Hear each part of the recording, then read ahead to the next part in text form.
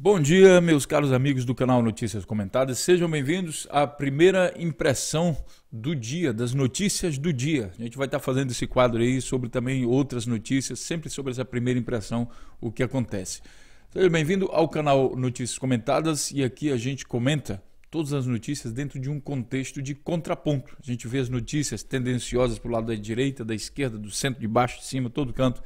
E assim a gente começa então a fazer uma análise mais profunda das notícias e levar uma maior reflexão e um senso crítico mais apurado a toda a sociedade. Então contamos com você para compartilhar nossos vídeos e se inscrever no nosso canal. Agora estamos chegando a 37 mil inscritos.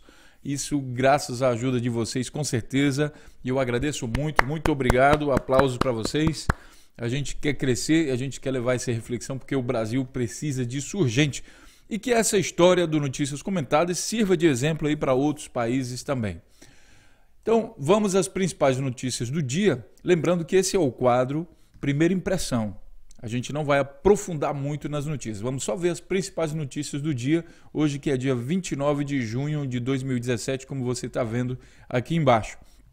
E aqui a gente tem um novo banner aqui embaixo que é para inovar de vez em quando. Vamos lá.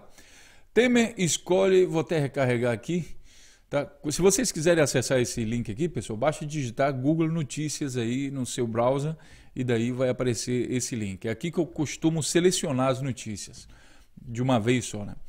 Então, a primeira notícia é que Temer escolheu Raquel Dodge como Procuradora-Geral da República. Olha, a primeira impressão que eu tenho disso aqui é que, em primeiro lugar, uma mulher, isso é uma coisa muito boa. Já que esse governo, uma característica desse governo é só ter aquela velharada branca, racista, preconceituosa e tudo homem. Uma cambada de gente que a gente quer trocar, a gente quer inovar o Brasil, trocar essa cambada toda.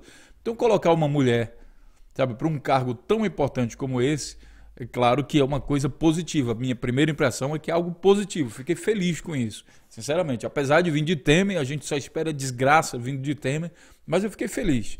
Porque pelo fato de ser uma mulher. E eu acredito muito na competência das mulheres brasileiras, muito mesmo. Agora, por que Raquel Dodge? A gente sabe que o Temer está sendo acusado aí pela PGR, na figura de Rodrigo Janot, e a guerra está feia. O Temer está fazendo de tudo, colocando gente no STF, colocando gente em cargos decisivos aí dentro da justiça, que é para tentar se safar. Ele é acusado de ser chefe de uma quadrilha, da maior quadrilha mais perigosa do Brasil, e sendo uma quadrilha, ele está tentando, com o poder que ele tem hoje como presidente, graças a um grupo de pessoas que colocou o Temer como presidente do Brasil, né? Então ele está tentando e é uma guerra. E aí dentro desse processo de sobreviver, ele escolhe, né, dentro da Tríplice Aliança. A gente já sabe que ela não foi a mais votada da Tríplice Aliança aí pelos procuradores do Brasil, do Ministério Público, mas ela foi a segunda colocada. E eu olhei a quantidade de votos, não foi assim tão grande a diferença. Então, assim, comparando com o Fernando Henrique, que escolheu o sétimo colocado, que era o engavetador-geral da República, então o Temer até que se saiu bem nessa daqui, né? A gente vai precisar fazer uma devassa aí sobre essa notícia para entender isso melhor. O que eu queria entender dessa notícia é o seguinte: qual é a ligação de Raquel Dodge com Michel Temer? Por que ele escolheu ela? Sabendo que ele tem um grande interesse de se safar das acusações, de arquivar todos os processos, então, pelo menos que demore até ele terminar o mandato dele de presidente. Então, em que a Raquel Dodge poderia ajudar o Temer nesse sentido? Qual a sua opinião? Você já pode colocar aí algum comentário, dar uma pausa no vídeo e faça um comentário, coloque alguns links ou pedaços de notícias para que depois, quando eu fizer a devassa, eu possa investigar um pouco mais profundo. Até agora, nesse minuto, eu não sei nada sobre Raquel Dodge, eu não sei quem é. Eu dei uma olhada no site dela aí, que ela está fazendo a campanha para ser procuradora. Eu achei uma mulher super competente, né, que é formada na Universidade de Brasília, depois fez especialização aí nos Estados Unidos, em Harvard. Então, assim, me parece, na primeira impressão, super competente. Até me admirei, né? O Temer indicando uma pessoa só competente, sem estar enrolado com coisas ruins. Estranho. Bom, a segunda notícia é que o Senado aprova o relatório da reforma trabalhista. Na verdade, aqui a Comissão de Constituição e Justiça do Senado aprovou o relatório da reforma trabalhista. Agora, depois de aprovado, o texto vai a plenário e vai votar. E é interessante que aqui está acontecendo uma outra guerra, né? E a impressão que a gente tem aqui é que o governo quer o mais rápido possível, ele tem que aproveitar os últimos fôlegos que o Temer tem no governo para aprovar o mais rápido possível isso aí. Nos dá a impressão de que o patrão dessa reforma trabalhista, o cara que quer ver essa reforma trabalhista sendo aprovada, ele está cobrando e botando contra a parede. Então é questão de vida ou morte para esse governo aprovar isso, mesmo que ele esteja passando por um processo de impeachment, de investigação, sendo acusado de corrupção. Ele quer, de qualquer maneira, assegurar que a reforma vai ser feita. Parece que ele prometeu isso para alguém e tem que cumprir. Então, por isso, nos dá essa impressão assim, de pressa. Eu queria saber quem é que está fazendo essa pressão aqui, né, para aprovar isso. Quem é o representante do Temer no Senado, nesse conselho, que está com essa pressa toda de fazer, a reforma tem que fazer. Por quê? Qual a ligação dele com o Temer? Qual a ligação dele com o golpe? Qual a ligação dele com a entrega do Brasil, com o governo entreguista?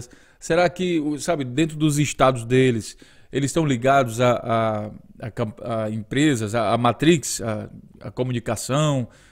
Quem é esse povo que está levando essa reforma adiante e não se importando com a questão do Brasil em si, né? A gente vê que mesmo dentro do PMDB tem gente que não concorda. O próprio Renan Calheiros pulou fora do barco. Já foi outro que pulou fora do barco. A gente vai ver isso aí também. Para isso, a gente precisa fazer uma devassa aqui nesse negócio. Conto com a ajuda de vocês, aí com os comentários. Parem o vídeo agora, deem uma pesquisada, o que vocês acham, façam as suas sugestões, porque depois, quando a gente fizer a devassa sobre isso, aí a gente vai ler também, procurar se informar nessas notícias. A outra, pessoal, escandaloso isso aqui, olha, Polícia Federal suspende emissão de passaportes e afirma que é por falta de dinheiro. Vocês acreditam que sabe, essa notícia está correndo desde ontem, que Michel Temer, ele está em guerra contra a Polícia Federal inteira, então ele está cortando verba o máximo possível e por causa disso a Operação Lava Jato já foi reduzida. Nós até falamos sobre isso aqui num vídeo do canal Notícias Comentadas, só que agora o corte foi tão profundo, tão grande, que até a emissão de um simples documento como é o passaporte já não tem grana para fazer isso. Imaginem a fase que a Polícia Federal está passando. E aí eu lembro vocês o seguinte, nós avisamos isso no canal Notícias Comentadas, que a Polícia Federal ela tem um chefe, ela não é autônoma. Eu gostaria que fosse, mas não é. No Brasil ela tem um chefe, é o ministro da Justiça. E quando a Dilma era presidente, a Polícia Federal tinha grana para investigar, os governos do PT deram autonomia. Quer dizer, independente aqui do meu posicionamento, né, vocês sabem que no decorrer dos vídeos eu demonstro que eu sou lulista, até agora não tem prova nenhuma contra ele, mas independente do meu posicionamento, eu não sou necessariamente petista, mas eu sou lulista. Mas independente disso, pense o seguinte, como é que um governo corrupto, que é acusado de corrupção, como foi o governo do PT, e teve de fato corrupção, mas assim, falaram em organização máxima de corrupção, sendo liderado pelo Lula. Como é que um cara como esse, como o Lula, tem a intenção de roubar tanto e fortalece os mecanismos de controle? Ele criou a CGU, ele fortaleceu a Polícia Federal, deu mais dinheiro, fortaleceu o Ministério Público. Agora a gente vê o Ministério Público sofrendo, aquele outro procurador lá já foi falar que o Temer está em guerra contra o Ministério Público. Agora a Polícia Federal não tem nem grana para emitir um passaporte, véio. Isso é que é guerra. Era assim que a gente conhecia o Brasil antes do governo do Lula. Era esse Brasil que tinha. Só está voltando. Para mim, sinceramente, isso daí não é novidade. Novidade, quem sabe, para esses que se vestiram aí de camisa da CBF e foram para a rua para pedir o Temer. E aí eu aproveito para dar uma alfinetada, o seguinte, muita gente vai dizer, mas foram vocês que elegeram o Temer como vice. Não, amigo.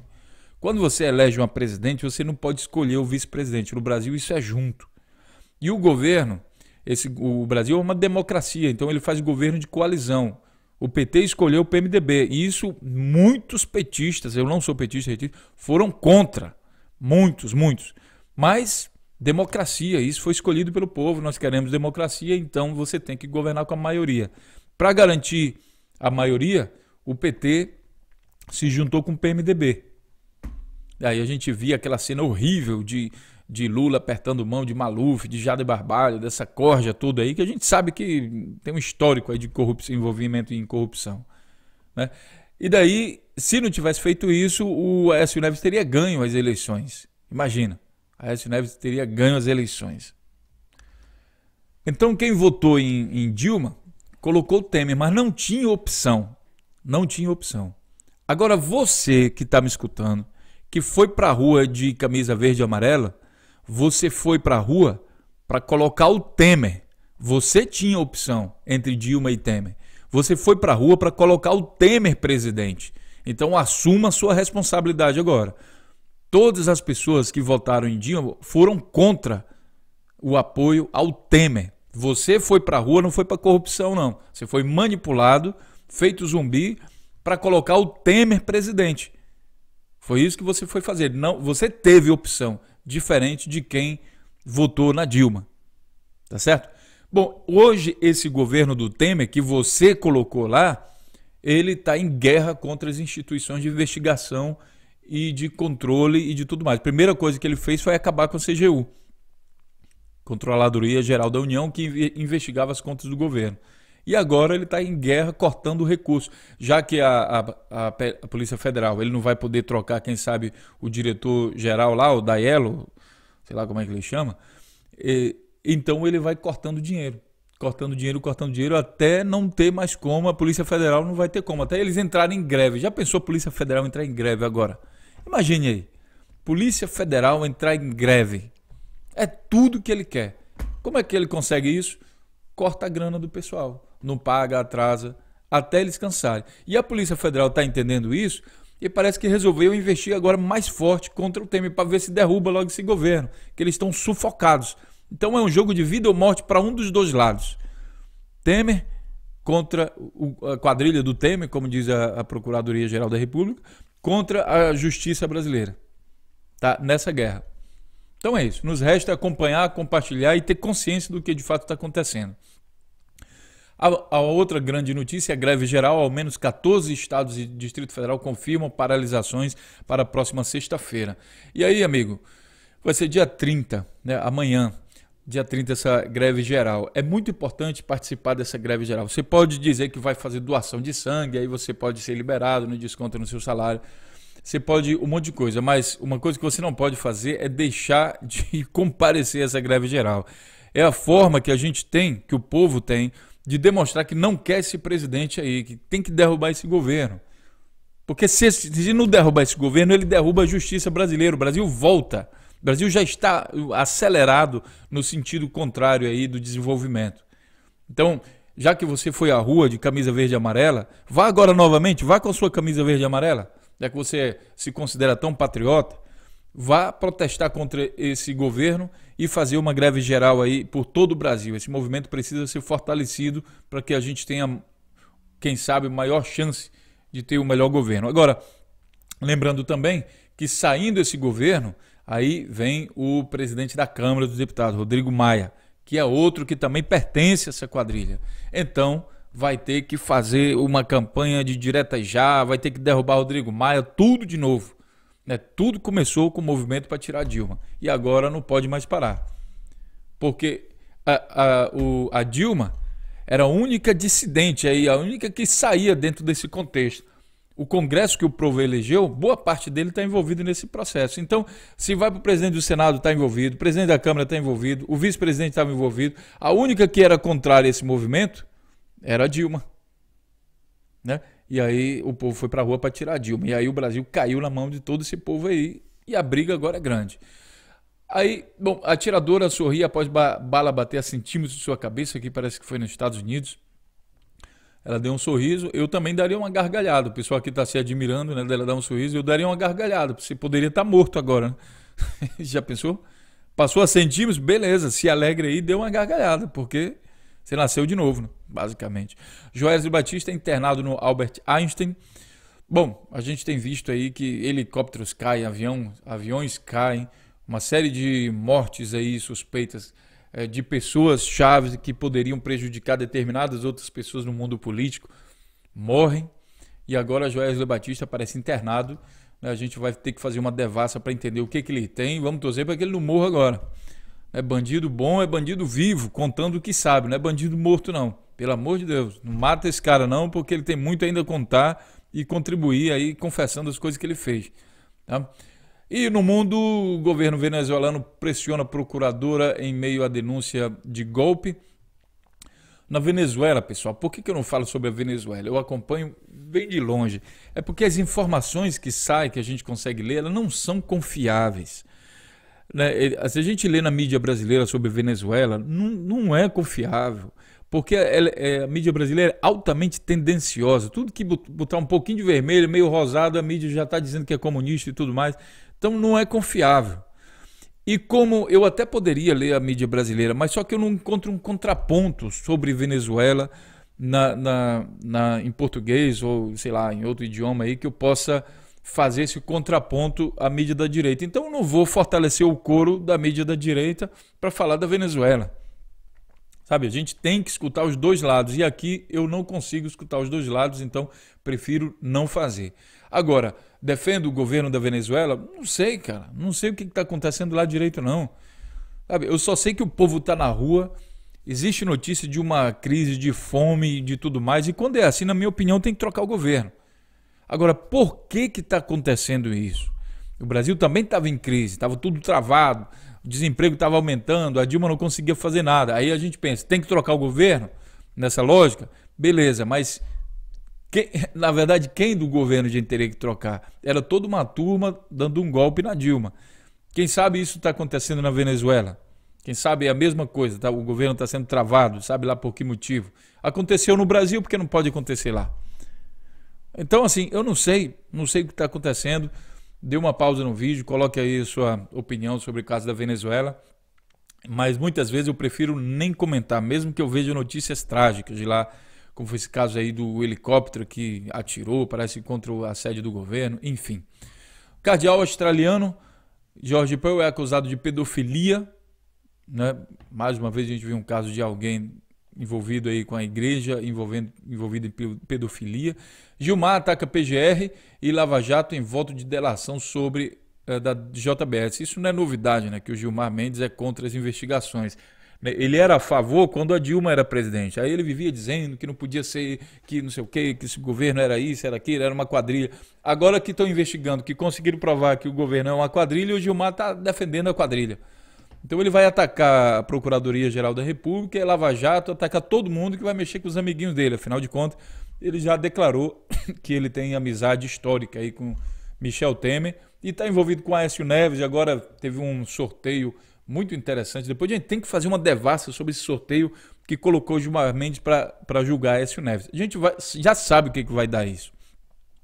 Ou ele vai adiar o julgamento, ou ele vai arquivar o julgamento.